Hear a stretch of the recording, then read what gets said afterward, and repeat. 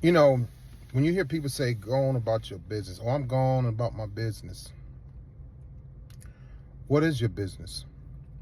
If you're still in love with a broken Leon or broken Leona, your business is to tell them, get therapy or else. Those are the words will mean a lot to you. But when you say it to them, it don't mean anything to them. Get therapy or else. They've heard that 100 times. You said it 100 times. And you still didn't do anything about it. You enrolled in therapy, but they didn't.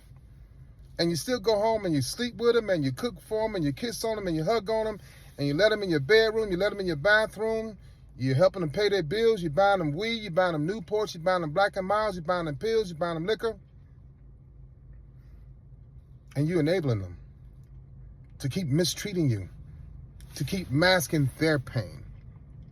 Some of you go to work for 8 hours and you come home for 8 hours and you sleep with the person for another 6, 7 hours, whatever.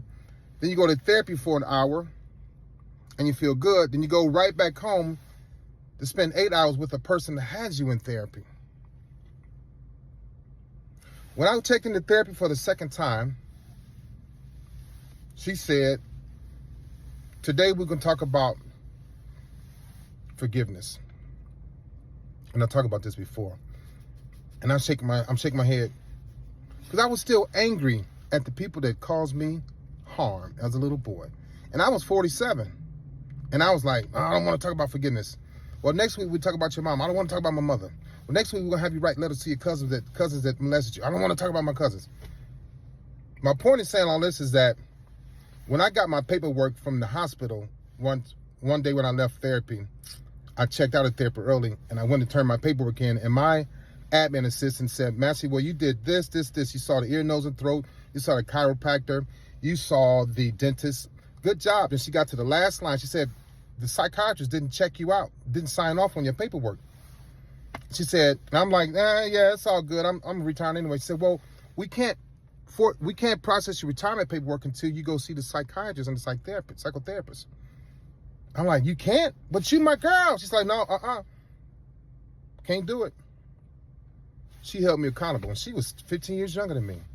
I went back, enrolled in therapy again, intensive impaired patient, as I was an intensive in care patient, in therapy as an intensive in care patient. I'm getting a little rattled because I'm talking about it.